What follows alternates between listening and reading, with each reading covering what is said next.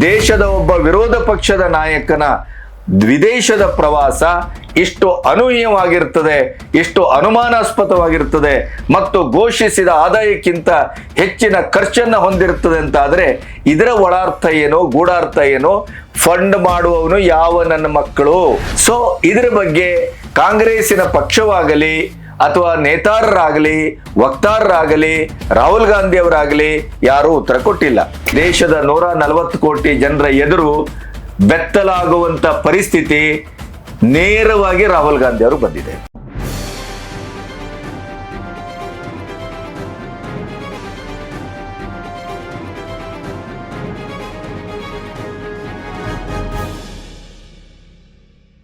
ನಮಸ್ತೆ, B Ganapati news ಚಾನೆಲ್ಗೆ ಸ್ವಾಗತ. ದೇಶ ಆತಂಕದಲ್ಲಿದೆ. ಈ ಮಧ್ಯಪ್ರಾಚ್ಯದ ಯುದ್ಧದ ಒಟ್ಟು ಪರಿಣಾಮ ದೇಶದ ವ್ಯವಸ್ಥೆಯ ಮೇಲೆ, ಆಡಳಿತದ ಮೇಲೆ ಆಗ್ತಾ ಇದೆ. ಆದ್ರಿಂದ ಮಿತವ್ಯಯಕ್ಕೆ ನಾವು ಮುಂದಾಗೋಣ.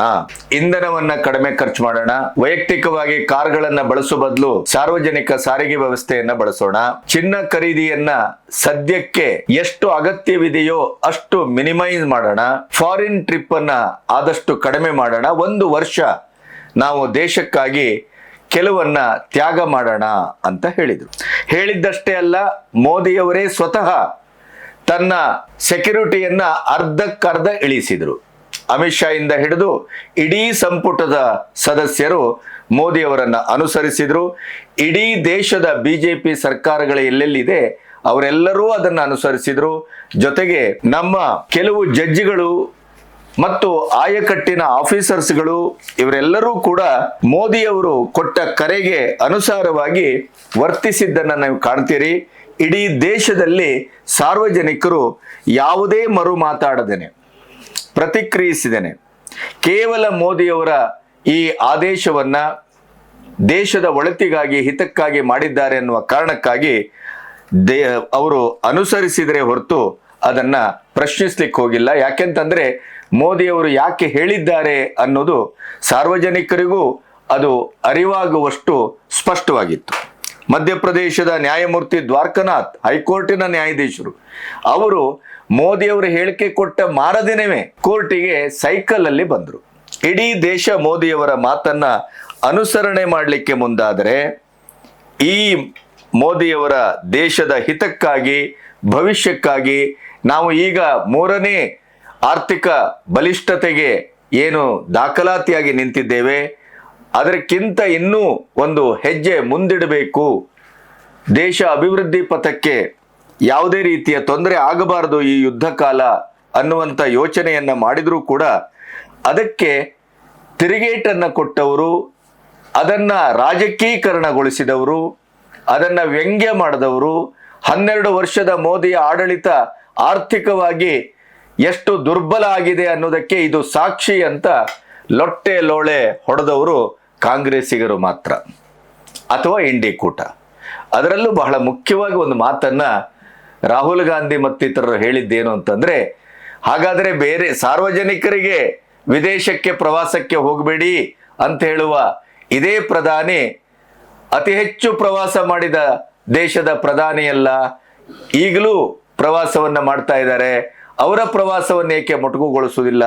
ಈ ರೀತಿಯ ಒಂದು ಅತಾರ್ಕಿಕವಾದಂಥ ವಿಚಾರವನ್ನ ಎತ್ತಿಟ್ರು.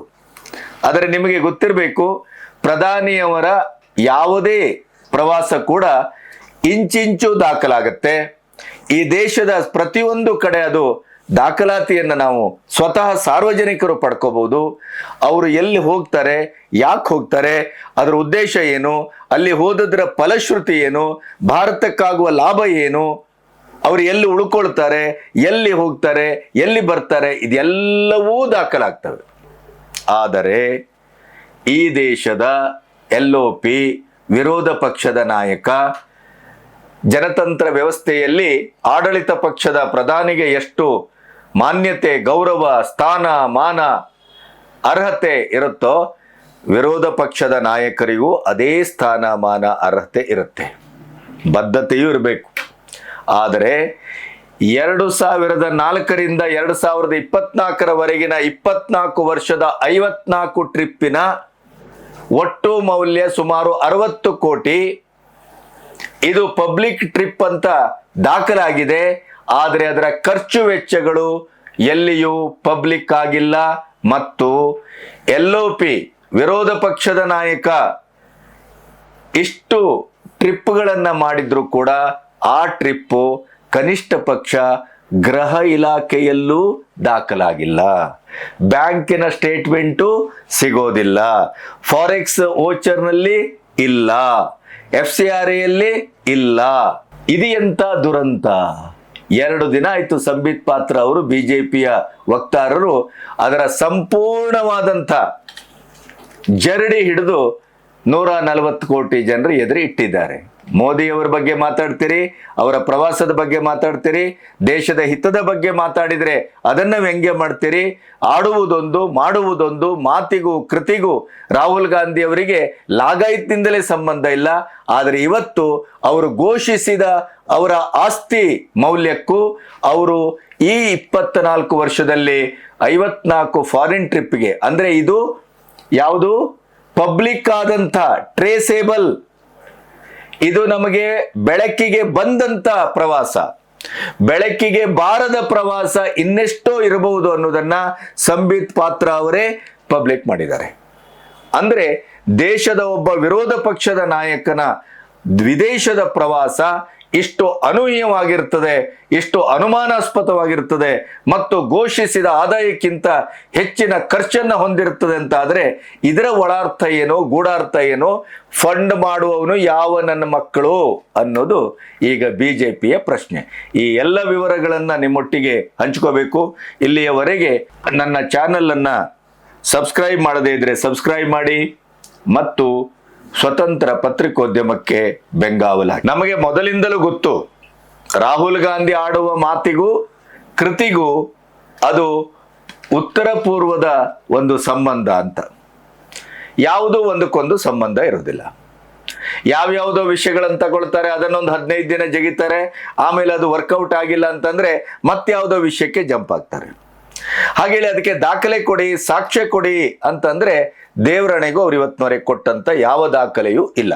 ಈಗ ಬಿಜೆಪಿ ಪ್ರಧಾನಿಯವರ ಪ್ರವಾಸವನ್ನ ಪ್ರಶ್ನಿಸಿದ ಹೊತ್ತಲ್ಲಿಯೇ ಕಾಕತಾಳೀಯ ಅನ್ನುವ ಹಾಗೆ ರಾಹುಲ್ ಗಾಂಧಿಯವರ ಈ 24 ವರ್ಷದಲ್ಲಿ 54 ಟ್ರಿಪ್ಪು ಬೆಳಕಿಗೆ ಬಂದದ್ದು ಟ್ರೇಸೇಬಲ್, ಆ ಟ್ರಿಪ್ಪಿಗೆ ಆದ ಖರ್ಚು ಮತ್ತು ಅವರು ಚುನಾವಣೆಯ ಸಂದರ್ಭದಲ್ಲಿ ಅಭ್ಯರ್ಥಿಯಾಗಿ ತನ್ನ ಆಸ್ತಿ ಪಾಸ್ತಿಯನ್ನ ಘೋಷಿಸಿಕೊಂಡ ಮೌಲ್ಯಕ್ಕೂ ಇರುವಂತ ನೆಲಮುಗಿಲ ಅಂತರ ಏನಿದೆ ಅದರ ಬಗ್ಗೆ ಸ್ಪಷ್ಟತೆಯನ್ನ ಕೇಳಿತ್ತು. 2 ದಿನ ಆಗಿದೆ. ಯಾವುದೇ ರೀತಿಯಲ್ಲೂ ಕಾಂಗ್ರೆಸ್ಸಿನ ಮಹಾನಾಯಕರಾಗ್ಬೋದು, ಜಯರಾಮ್ ರಮೇಶ್ ಆಗ್ಬೋದು ಅಥವಾ ಅವರ ವಕ್ತಾರರು ಯಾರೇ ಆದ್ರೂ ಕೂಡ, ಪವನ್ ಖೇರ ಎಲ್ಲ ಅಡಗಿ ಕೂತಿದ್ದಾರೆ ಅಂತ ನಿಮ್ಗೆ ಗೊತ್ತು. ಇನ್ನು ಜಯರಾಮ್ ರಮೇಶ್ ತಾಮುಂದು ತಂದೊಂದು ಇರ್ಲಿ ಎಲ್ಲದಕ್ಕೂ ಅನ್ನುವಂತ ರೀತಿಯಲ್ಲಿ ಪುಂಖಾನುಪುಂಖವಾಗಿ ಮಾತಾಡುವಂತ ಜಯರಾಮ್ ರಮೇಶ್ ಕೂಡ 2 ದಿನ ಆಯ್ತು ಪ್ರೆಸ್ ಮೀಟ್ ಆಗಿ ಇಂಚಿಂಚನ್ನು ತೆರೆದಿಟ್ಟಿದೆ ಬಿಜೆಪಿ. ಆದರೆ ಇದರ ಬಗ್ಗೆ ಚಕಾರ ಎತ್ತಿಲ್ಲ. ನಮ್ಮ ಕರ್ನಾಟಕದ ಪ್ರಿಯಾಂಕಾ ಖರ್ಗೆ ಅವರು, ಅದು ಪ್ರಧಾನಿಯವರಿಗೆ ಸಂಬಂಧಪಟ್ಟದ್ದಿರಲಿ, ರಾಹುಲ್ ಗಾಂಧಿಗೆ ಸಂಬಂಧಪಟ್ಟದ್ದಿರಲಿ, ನೆಹರು ಅವರಿಗೆ ಸಂಬಂಧಪಟ್ಟದ್ದಿರಲಿ, ಅದು ಬದುಕಿದ್ದವ್ರಿಗೆ ಸಂಬಂಧಪಟ್ಟದ್ದಿರಲಿ, ಸತ್ತವ್ರಿಗೆ ಸಂಬಂಧಪಟ್ಟದ್ದಿರಲಿ, ಯಾವುದಕ್ಕೆ ಆದರೂ ಕೂಡ ನಾನೇ ಅಂತ ಹೇಳಿ ಉತ್ತರ ಕೊಡುವಂತ ನಮ್ಮ ಪ್ರಿಯಾಂಕಾ ಖರ್ಗೆ ಅವರು ಕೂಡ ಈ 2 ದಿನದಿಂದ ಉತ್ತರ ಕೊಟ್ಟಿಲ್ಲ. ಇದರ ಮಧ್ಯೆ ಒಂದು ಡೆವಲಪ್ಮೆಂಟ್ ಆಗಿದೆ. ಏನು? ಗಾಂಧಿ ಕುಟುಂಬದ ಮೇಲೆ ಸಾವಿರಾರು ಕೋಟಿ ಹಗರಣದ ಕೇಸುಗಳಿರುವುದು ಎಲ್ಲರಿಗೂ ಗೊತ್ತು. ಇನ್ನು ದ್ವಿಪೌರತ್ವದ ಬಗ್ಗೆ ನಮ್ಮ ಕರ್ನಾಟಕದ ವಿಘ್ನೇಶ್ ಶಿಶಿರ ಯಾವ ರೀತಿಯ ಹೋರಾಟವನ್ನ ಮಾಡ್ತಾ ಇದ್ದಾರೆ, ಜೀವದ ಹಂಗನ್ನ ತೊರೆದು ಅದು ಈಗ ತಾರ್ಕಿಕ ಹಂತಕ್ಕೆ ಬರುವ ತರಾತುರೆಯಲ್ಲಿದೆ ಅನ್ನೋದು ನಿಮಗೆ ಗೊತ್ತು. ಇದೇ ವಿಘ್ನೇಶ್ ಶಿಶಿರ ಈಗ ಕೋರ್ಟಿಗೆ ಹೋಗಿದ್ದಾರೆ. ರಾಹುಲ್ ಗಾಂಧಿ ಘೋಷಿಸಿದ್ದು 11 ಕೋಟಿ, ಆದರೆ ಅವರ ಒಟ್ಟು ತಿರುಗಾಟ ಇತ್ಯಾದಿಯನ್ನ ಖರ್ಚು ವೆಚ್ಚಗಳು ನಾವು ಬೇರೆ ಯಾವುದನ್ನು ಯೋಚನೆ ಮಾಡಿಲ್ಲ, ಕೇವಲ ಫಾರಿನ್ ಟೂರ್ ಅನ್ನಷ್ಟೇ ಇಟ್ಕೊಂಡು ಮಾತಾಡ್ತಾ ಇರುವಂತದ್ದು. ಈಗ ಒಂದು ಆದಾಯ ಮತ್ತು ಖರ್ಚು ಅದರ ಒಟ್ಟು ತೌಲನಿಕ ಒಂದು ಲೆಕ್ಕಾಚಾರ ಅಂತ ಬಂದಾಗ ಬದುಕಿನ ಪ್ರತಿ ಕ್ಷಣದ ಖರ್ಚು ವೆಚ್ಚಗಳಿಗೂ ಆದಾಯಕ್ಕೂ ಅದನ್ನ ತುಲನೆ ಮಾಡಬೇಕಾಗತ್ತೆ. ಆದರೆ ಈಗ ರಾಹುಲ್ ಗಾಂಧಿಯವರ ಪ್ರಶ್ನೆ ಅಂತ ಬಂದದ್ದು ಕೇವಲ 54 ಟ್ರಿಪ್ಪಿನ 60 ಕೋಟಿ ಮೌಲ್ಯ ಮತ್ತು ಅವರು ಘೋಷಿಸಿದ 11 ಕೋಟಿ 49 ಕೋಟಿ ಪ್ಲಸ್ ಏನಿದೆ ಅದು ಎಲ್ಲಿ, ಯಾರು, ಯಾವುದು, ಎಲ್ಲಿಂದ ಬಂತು, ಯಾರು ಕೊಟ್ರು ಅನ್ನೋದು ಈ ಪ್ರಶ್ನೆ. ಸೊ ಇದರ ಬಗ್ಗೆ ಕಾಂಗ್ರೆಸ್ಸಿನ ಪಕ್ಷವಾಗಲಿ ಅಥವಾ ನೇತಾರರಾಗಲಿ, ವಕ್ತಾರರಾಗಲಿ, ರಾಹುಲ್ ಗಾಂಧಿ ಅವರಾಗಲಿ ಯಾರೂ ಉತ್ತರ ಕೊಟ್ಟಿಲ್ಲ. ಆದರೆ ವಿಘ್ನೇಶ್ ಶಿಶಿರ ಇದರ ಬಗ್ಗೆ ಕೋರ್ಟ್ಗೆ ಹೋಗಿದ್ದಾರೆ. ಅವರು ಏನು ಘೋಷಿಸಿದ್ದಾರೆ ಆ ಮೌಲ್ಯಕ್ಕೂ ಇಲ್ಲಿ ಫಾರಿನ್ ಟೂರ್ಗೆ ಖರ್ಚಾದಂತ ಮೊತ್ತಕ್ಕೂ ನೆಲಮುಗಿಲ ವ್ಯತ್ಯಾಸ ಇದೆ, ಅಜಗಜಾಂತರ ವ್ಯತ್ಯಾಸ ಇದೆ. ಆದ್ರಿಂದ ಇದರ ಬಗ್ಗೆ ಸರಿಯಾದ ತನಿಖೆ ಆಗಬೇಕು, ಸತ್ಯ ಹೊರಗೆ ಬರಬೇಕು. ಅಲಹಾಬಾದ್ ಹೈಕೋರ್ಟ್ ಅದಕ್ಕೆ ತಕ್ಕಾಗಿ ಸೂಚನೆಯನ್ನ, ಆದೇಶವನ್ನ ಕೊಟ್ಟಿದೆ. 8 ವಾರಗಳ ಗಡುವು ಇಡಿ, ಐಟಿ, ಸಿಬಿಐ ಈ ಸಂಸ್ಥೆಗಳಿಗೆ, ಇನ್ನಿತರ ಕೆಲವು ಸಂಸ್ಥೆಗಳಿಗೂ ಸೇರಿ ಒಂದು ಸೂಚನೆಯನ್ನ, ಆದೇಶವನ್ನ ಅಲಹಾಬಾದ್ ಕೋರ್ಟ್ ಕೊಟ್ಟಿದೆ. 8 ವಾರಗಳ ಒಳಗೆ ಇವರ ಆದಾಯ ಮತ್ತು ಖರ್ಚು ಅದರ ಎರಡನ್ನೂ ಅಧ್ಯಯನ ಮಾಡಿ ಸರಿಯಾದ ವರದಿಯನ್ನ ಒಪ್ಪಿಸತಕ್ಕದ್ದು. ಈಗ ನಿಜವಾದಂಥ ಫೈಟ್ ಆರಂಭ ಆಗಿದೆ. ರಾಹುಲ್ ಗಾಂಧಿ ಅವರು ಇಲ್ಲಿವರೆಗೆ ಏನ್ ಬೇಕಾದ್ರೂ ಮಾತಾಡಿ ತಪ್ಪಿಸ್ಕೊಳ್ತಾ ಇದ್ರು ಮೈಗೆಣ್ಣೆ ಹಾಕೊಂಡು. ಆದರೆ ಇದೀಗ ಬಿಜೆಪಿ ಮಾಡಿದ ಕೆಲಸ ಏನು? ಸಂಬಿತ್ ಪಾತ್ರ ಅವರು ಅಂದ್ರೆ ಅವರು 2004ರಿಂದ 2026ರವರೆಗೆ ದಾಖಲೆ ಆದಂತೂ 11-12 ದೇಶಗಳು, UK, USA, UAE, ಜಪಾನು ಇತ್ಯಾದಿ ಇತ್ಯಾದಿ. ಅಲ್ಲಿ ಹೋದಂಥದ್ದು ಇವರು ಯಾವ ಕ್ಲಾಸ್ ಅಲ್ಲಿ ಪ್ರಯಾಣ ಮಾಡ್ತಾರೆ, ಇವರು ಹೋಗ್ಬೇಕಾದ್ರೆ 3-4 ಜನ ಪ್ರಯಾಣ ಮಾಡ್ತಾರೆ ಇವರೊಟ್ಟಿಗೆ. ಅದು ಬಿಸ್ನೆಸ್ ಕ್ಲಾಸೋ ಯಾವ ಕ್ಲಾಸು, ಇವರು ಇರುವ ಹೋಟೆಲ್ಗಳು ಯಾವುದು, ಇವರು ಬಳಸುವ ವಾಹನ ಯಾವುದು, ಇವೆಲ್ಲವನ್ನ ಅವರ ವೈಯಕ್ತಿಕವಾದಂತ ಸ್ಟೇಟಸ್ಸಿಗೆ ಸಂಬಂಧಪಟ್ಟು ಒಂದು ಅಂದಾಜು ಲೆಕ್ಕವನ್ನ ಹಾಕಿದ್ದಾರೆ. ಅದರ ಪೂರ್ಣ ವಿವರವನ್ನ ಸಂಬಿತ್ ಪಾತ್ರ ಪ್ರೆಸ್ ಮೀಟ್ ಅಲ್ಲಿ ಸುದೀರ್ಘವಾಗಿ ಕೊಟ್ಟಿದ್ದಾರೆ. ನೀವು ಅದರ ಲಿಂಕ್ ಇದೆ, ಬೇಕಾದ್ರೆ ನೋಡಬಹುದು. ಸುದೀರ್ಘವಾಗಿ ಕೊಟ್ಟಿದ್ದಾರೆ. ಅವರು ಒಂದು ಚಾ ಬಿಸ್ಕೆಟ್ ಕೂಡ ಬಿಟ್ಟಿಲ್ಲ. ಅಂದ್ರೆ ರಾಹುಲ್ ಗಾಂಧಿ ಅವರು ಪ್ರಯಾಣ ಮಾಡ್ತಾರೆ, ವಿದೇಶಕ್ಕೆ ಹೋಗ್ತಾರೆ ಅಂತಾದ್ರೆ ಯಾವ ದರ್ಜೆಯಲ್ಲಿ ಹೋಗಬಹುದು, ಏನೇನು ಬಳಸಿರಬಹುದು, ಅದಕ್ಕಿರುವ ಖರ್ಚು ವೆಚ್ಚಗಳೇನು, ಇದರ ಟೋಟಲ್ ಮಾಡಿದಾಗ 60 ಕೋಟಿ ಬರುತ್ತೆ. ಆಮೇಲೆ ಈ ಸುಳ್ಳಿನ ಸರದಾರಿಕೆಗೆ ಒಂದಾದ್ರೂ ನೆಲ ಇದೆಯಾ, ಅರ್ಥ ಇದೆಯಾ ನೋಡಿ. 1947ರಿಂದ ಈ ದೇಶವನ್ನ ಗಾಂಧಿ ಕುಟುಂಬ ಆಳ್ತಾ ಇದೆ. ಹುಟ್ಟ ಶ್ರೀಮಂತರು ಯಾರು? ಜವಾಹರ್ಲಾಲ್ ನೆಹರು. ಇಲ್ಲಿಯವರೆಗೆ 78 ವರ್ಷಗಳಲ್ಲಿ ಹೆಚ್ಚು ಕಮ್ಮಿ 62 ವರ್ಷ ಕಾಂಗ್ರೆಸ್ಸೇ ಆಳಿದೆ. ಲೇಟೆಸ್ಟ್ ಅಂತಂದ್ರೆ 10 ವರ್ಷವನ್ನ ಮೋದಿ ಬರೋಕ್ಕಿಂತ ಮೊದಲು ಇವರೇ ಆಳಿದ್ದು. ಶಾಡೋ PM ಯಾರು ಅಂತಂದ್ರೆ ಅದು ಸೋನಿಯಾ ಗಾಂಧಿ ಅವರು. ಯುವರಾಜ ಯಾರು ಅಂತಂದ್ರೆ ಅದು ರಾಹುಲ್ ಗಾಂಧಿ. ಯಾಕೆಂದ್ರೆ ಚೈನಾಕ್ಕೆ ಹೋಗಿ ಕದ್ದು ಅಲ್ಲಿ ಏನೇನು ಒಪ್ಪಂದ ಮಾಡ್ಕೊಂಡು ಬಂದಿದ್ದಾರೆ ಅನ್ನೋದು ಪ್ರತ್ಯೇಕವಾಗಿ ಹೇಳಬೇಕಾಗಿಲ್ವಲ್ಲ. ಇನ್ನು ಇಷ್ಟು ವರ್ಷ ಆಳಿದಂಥ ಗಾಂಧಿ ಕುಟುಂಬದ ಯುವರಾಜನ ಆಸ್ತಿ ಪಾಸ್ತಿಯ ಮೌಲ್ಯ 11 ಕೋಟಿ ಅಂದ್ರೆ ನೀವು ನಂಬ್ತೀರಾ? ಮೊನ್ನೆ ನಮ್ಮೂರು ಪಂಚಾಯತಿಗೆ ಯಾರೋ ಒಬ್ಬ ಒಂದು 2 ಎಲೆಕ್ಷನ್ ಅಲ್ಲಿ ಗೆದ್ದು ಬಂದು 2 ಸಾರಿ MLA ಆದವನು 1000 ಕೋಟಿ ಅಂತ ಘೋಷಿಸ್ಕೊಳ್ತಾನೆ. ಈ ದೇಶದ ಸ್ವತಂತ್ರ ಭಾರತದ ಆದಿಯಿಂದ ಇವತ್ತಿನವರೆಗೆ ಆಳಿದಂತ ಒಂದು ಕುಟುಂಬದ ಯುವರಾಜ ರಾಹುಲ್ ಗಾಂಧಿ ತನ್ನ ಆಸ್ತಿಯನ್ನು 11 ಕೋಟಿ ಅಂತ ಘೋಷಿಸ್ಕೊಳ್ತಾನೆ ಅಂತಂದ್ರೆ ಇದನ್ನ ನಗಬೇಕು, ಅಳಬೇಕು? ಕೋರ್ಟು ಅಥವಾ ಸಂವಿಧಾನಾತ್ಮಕವಾಗಿ ಸತ್ಯ ಅಂತ ಒಪ್ಪಿಕೊಳ್ಬೇಕಾಗತ್ತೆ ತಾನೆ ನೀವು ಘೋಷಿಸಿದ ಮೇಲೆ. ಎಸ್, 11 ಕೋಟಿ ನಿಮ್ಮ ಆಸ್ತಿ ಪಾಸ್ತಿಯ ಮೌಲ್ಯ. ಹಾಗಾದ್ರೆ ನೀವೇನ್ ದಿನದಲ್ಲಿ ಊಟ ಮಾಡೋದಿಲ್ವೇ, ತಿರುಗಾಡೋದಿಲ್ವೇ, ಬದುಕೋದಿಲ್ವೇ, ಇತ್ಯಾದಿ ಪ್ರಶ್ನೆಗಳು ಪ್ರತ್ಯೇಕ. ನೀವು ಇಷ್ಟು ವರ್ಷ ಮಾಡಿದ 54 ಪ್ರವಾಸದ ಒಟ್ಟು ಖರ್ಚು 60 ಕೋಟಿ. 11 ಕೋಟಿಯಲ್ಲಿ 60 ಕೋಟಿಯಲ್ಲಿ ಇದೀಗ ಪ್ರಶ್ನೆ. ಇದೀಗ ಬಿಜೆಪಿ ಪ್ರಶ್ನೆ ಮಾಡಿದೆ. ಆದರೆ ವಿಘ್ನೇಶ್ ಶಿಶಿರ ಕೋರ್ಟ್ಗೆ ಹೋದ್ರಿಂದ ಅಲಹಾಬಾದ್ ಕೋರ್ಟು ಸಾಂವಿಧಾನಿಕ ಸಂಸ್ಥೆಗಳಿಗೆ 8 ವಾರದ ಗಡುವನ್ನ ಕೊಟ್ಟು ಇದರ ಸರಿಯಾದ ಲೆಕ್ಕಾಚಾರವನ್ನ ಮಾಡಿ ತನಿಖೆ ಮಾಡಿ ನಮಗೆ ಒಪ್ಪಿಸಿ. ನಿಜವಾದಂತ ಸಿನಿಮಾ ಈಗ ಆರಂಭ ಆಗತ್ತೆ. ನೀವು ಹೇಳಿದ ಎಲ್ಲಾ ಸುಳ್ಳುಗಳು ಈಗ ಹೊರಗೆ ಬರ್ತವೆ. ಪ್ರಧಾನಿಯವರ ಬಗ್ಗೆ, ದೇಶದ ಬಗ್ಗೆ, ದೇಶ ಆಪತ್ತಿನಲ್ಲಿರುವಾಗ ಇಸ್ರೇಲ್ನಂತ ದೇಶಗಳು ಆಡಳಿತ ಮತ್ತು ವಿರೋಧ ಪಕ್ಷ ಅನ್ನುವಂತ ಯಾವ ನೆಲೆಯನ್ನು ಗಮನಿಸದೇನೆ ದೇಶ ಮುಖ್ಯ, ದೇಶಕ್ಕೆ ಆಪತ್ತು ಬಂದಿದೆ, ದೇಶ ಗಂಡಾಂತರದಲ್ಲಿದೆ, ನಾವು ಒಗ್ಗಟ್ಟಾಗಿರ್ತೇವೆ. ನೋ, ಅದು ಪಹಲ್ಗಾಮ್ ಘಟನೆ ಇರಬಹುದು, ಪಾಕಿಸ್ತಾನ ನಮ್ಮ ಮೇಲೆ ಎರಗದ್ದಿರಬಹುದು, ನಮ್ಮ ಮೇಲೆ ಮಾಡಿದ ದಾಳಿ ಇರಬಹುದು, ಈಗ ಯುದ್ಧ ಮೋದಿ ಅವರು ಮಾಡಿದ್ದೇನಲ್ಲ ಯುದ್ಧ, ಟ್ರಂಪ್ನಂತ ಎಡಬಿಡಂಗಿ ಮಾಡದಂತ ಯುದ್ಧದ ಈ ಭೀಕರ ಸ್ಥಿತಿಗೆ ಭಾರತವೂ ಅದಕ್ಕೆ ಬಲಿಯಾಗ್ತಾ ಇದೆ.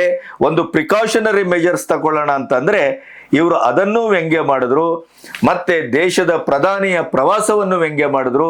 ಆದರೆ ಯಾವಾಗಲೂ ಅದೇ ಹೇಳ್ತಾರಲ್ಲ, ನೀವು ದುಡ್ದದ್ದು ಊಟ ಮಾಡ್ತಿರೋ ಪಡೆದದ್ದು ಊಟ ಮಾಡ್ತಿರೋ ಅಂತ, ಕೊನೆಗೂ ಪಡೆದದ್ದನ್ನೇ ಊಟ ಮಾಡಬೇಕಾಗತ್ತೆ.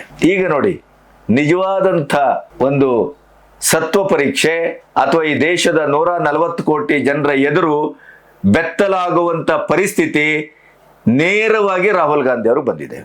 2 ದಿನ ಆಯ್ತು ಪ್ರೆಸ್ ಮೀಟ್ ಮಾಡಿ, ಎಲ್ಲದಕ್ಕೂ ಉತ್ತರ ಕೊಡ್ತೀರಿ, ಎಲ್ಲದಕ್ಕೂ ಉತ್ತರ ಕೊಡ್ತಾರೆ. ಆದ್ರೆ ಇವತ್ತಿನವರೆಗೂ ಸಂಸತ್ತಿನಲ್ಲೇ ರಾಹುಲ್ ಗಾಂಧಿ ಅವರಿಗೂ ಡೀಪ್ ಸ್ಟೇಟಿಗೂ ಸೊರೋಸಿಗೂ ಇರುವ ಸಂಬಂಧ ಏನು ಅಂತ ಪ್ರಶ್ನೆ ಮಾಡಿದ್ರೆ ಅದಕ್ಕೂ ಉತ್ತರ ಕೊಡೋದಿಲ್ಲ. ಇಂಥ ಯಾವುದೇ ಪ್ರಶ್ನೆಗಳಿಗೂ ಉತ್ತರ ಕೊಡೋದಿಲ್ಲ. ಈಗ ಇದಕ್ಕೆ ಉತ್ತರ ಕೊಡ್ಲೇಬೇಕು ತಾನೆ. ಮೊನ್ನೆ ಪ್ರವಾಸದ ಒಂದು ಭಾಷಣದಲ್ಲಿ ಏನಂದ್ರಿ ರಾಹುಲ್ ಗಾಂಧಿ ಅವರು, ಮೋದಿ ಅವರೇ ಬರ್ಲಿ, ಯಾವುದೇ ಸಾಂವಿಧಾನಿಕ ಸಂಸ್ಥೆಗಳು ಬರ್ಲಿ, ನನ್ನನ್ನ ಮುಟ್ಲಿಕ್ಕೆ ಸಾಧ್ಯ ಇಲ್ಲ ಅಂತ ಹುಂಕರಿಸಿದ್ರು.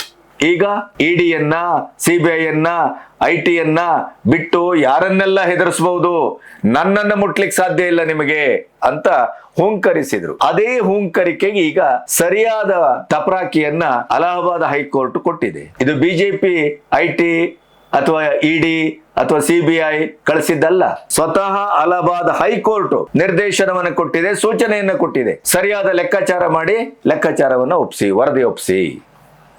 ಆಮೇಲೆ ಇಷ್ಟೆಲ್ಲ ಸತ್ಯ ಹರಿಶ್ಚಂದ್ರನ ಮೊಮ್ಮಕ್ಕಳ ತುಂಡಂತರ ಇವರು ಮಾತಾಡ್ತಾರಲ್ಲ, ಈ 49 ಕೋಟಿ ಯಾರು ಕೊಟ್ರು, ಇದು ಮುಖ್ಯ. ಆಮೇಲೆ ಸ್ವತಃ ಸೆಷನ್ ನಡೀತಾ ಇರುವಾಗ್ಲೇನೆ ಸಂಬಿತ್ ಪಾತ್ರ ಅದನ್ನ ಸ್ಪಷ್ಟವಾಗಿ ಹೇಳ್ತಾರೆ. ಸೆಷನ್ ನಡೀತಾ ಇರುವಾಗ್ಲೇನೆ ಸೆಷನ್ಗೆ ಚಕ್ಕರ್ ಕೊಟ್ಟು ಪ್ರವಾಸಕ್ಕೆ ಹೋಗಿದ್ದಾರೆ. ಪಬ್ಲಿಕ್ ಟ್ರಿಪ್ ಅಂತ ಅಲ್ಲಿ ಪಬ್ಲಿಕ್ ಆಗಿದೆ, ಆದ್ರೆ ದುಡ್ಡು ಕೊಟ್ಟದ್ದು ಯಾವ ನನ್ನ ಮಗ ಅನ್ನೋದು ಪಬ್ಲಿಕ್ ಆಗಿಲ್ಲ. ಈಗ ಆ ಪ್ರಶ್ನೆಯನ್ನ ವಿಘ್ನೇಶ್ ಶಿಶಿರ ಸರಿಯಾದ ಜಾಗದಲ್ಲಿ ಸರಿಯಾದ ಟೈಮ್ ಅಲ್ಲಿ ಕೋರ್ಟಿನ ಮೂಲಕ ಕುತ್ತಿಗೆ ಹಿಡಿದಿದ್ದಾರೆ. ಕೋರ್ಟ್ ಅದಕ್ಕೆ ಆದೇಶವನ್ನ ಕೊಟ್ಟಿದೆ. ಆಮೇಲೆ ದುರಂತ ಅಂದ್ರೆ ಇವರು ಸಾಂವಿಧಾನಿಕ ಹುದ್ದೆಯಲ್ಲಿರುವವರು, ವಿರೋಧ ಪಕ್ಷದ ನಾಯಕರು, ಆದರೆ ಇವರ ಯಾವುದೇ ಪ್ರವಾಸ ಎಲ್ಲಿ ಹೋದದ್ದು ಕೂಡ ಒಂದೇ ಒಂದು ದಾಖಲೆಗಳಿಲ್ಲ. ಒಂದು ವಿರೋಧ ಪಕ್ಷದ ನಾಯಕ ಪ್ರವಾಸ ಮಾಡುವಾಗ ಗೃಹ ಸಚಿವಾಲಯದಲ್ಲಿ FCRAಯಲ್ಲಿ ದಾಖಲಾಗಬೇಕು, ಫಾರೆಕ್ಸ್ ಒಂದು ವೋಚರ್ ಆದರೂ ಇರಬೇಕು, ಅದು ಇಲ್ಲ. ಬ್ಯಾಂಕ್ ಸ್ಟೇಟ್ಮೆಂಟು ನೋ, ಗೃಹ ಸಚಿವಾಲಯದಲ್ಲಂತೂ ಬೇಡ. ಈ ಟ್ರಿಪ್ಗಳಿಗೆ ಯಾರು ಸ್ಯಾಂಕ್ಷನ್ ಮಾಡಿದ್ರು ಅಂತ ಅದು ಇಲ್ಲ. ಹಾಗಾದ್ರೆ ಪಕ್ಷ ಇವರನ್ನ ಕಳಿಸಿದೆಯೇ? ಅದು ಇಲ್ಲ. ಅಂದ್ರೆ ದಾಖಲಾತಿಗಳೇ ಇಲ್ಲ ಅಂತ. ಎಂತ ದುರಂತ ಇದು. ಇವರು ಮೋದಿ ಅವ್ರ ಬಗ್ಗೆ ಮಾತಾಡ್ತಾರೆ, ದೇಶದ ಆಡಳಿತದ ಬಗ್ಗೆ ಮಾತಾಡ್ತಾರೆ. ಎಂಥ ದುರಂತದ ಸ್ಥಿತಿಗೆ ನಾವು ಬಂದು ನಿಂತಿದ್ದೇವೆ ಅನ್ನೋದು ಈಗ ಜನರಿಗೆ ಕನಿಷ್ಠ ಮಟ್ಟದಲ್ಲಿ ಅರ್ಥ ಆದರೆ ಸಂತೋಷ. ಜಯರಾಮ್ ರಮೇಶ್ ಅಂತವರು, ಈಗ ಪವನ್ ಖೇರಾ ಅಂತವರು ಬಿಜೆಪಿಯ ನಾಯಕರು, ಅವರ ಕುಟುಂಬ, ಅವರ ಹೆಂಡತಿಯರು, ಅವರ ಪಾಸ್ಪೋರ್ಟು, ಅದರ ಬಗ್ಗೆಲ್ಲ ಮಾತಾಡ್ತಾರೆ. ಆದರೆ ತಮ್ಮ ಮಹಾನಾಯಕ ಕದ್ದು ಪ್ರವಾಸ ಮಾಡ್ತಾ ಇದ್ರು ಅನ್ನೋದ್ರ ಬಗ್ಗೆ ಆಗಲಿ, ಈ ಪ್ರವಾಸದ ಸ್ಪಾನ್ಸರ್ಶಿಪ್ ಯಾರು ಅನ್ನೋದ್ರ ಬಗ್ಗೆ ಆಗಲಿ, ಘೋಷಿಸಿಕೊಂಡ 11 ಕೋಟಿ ಕೇವಲ 54 ಟ್ರಿಪ್ಗೆ ಖರ್ಚಾದದ್ದು 60 ಕೋಟಿ.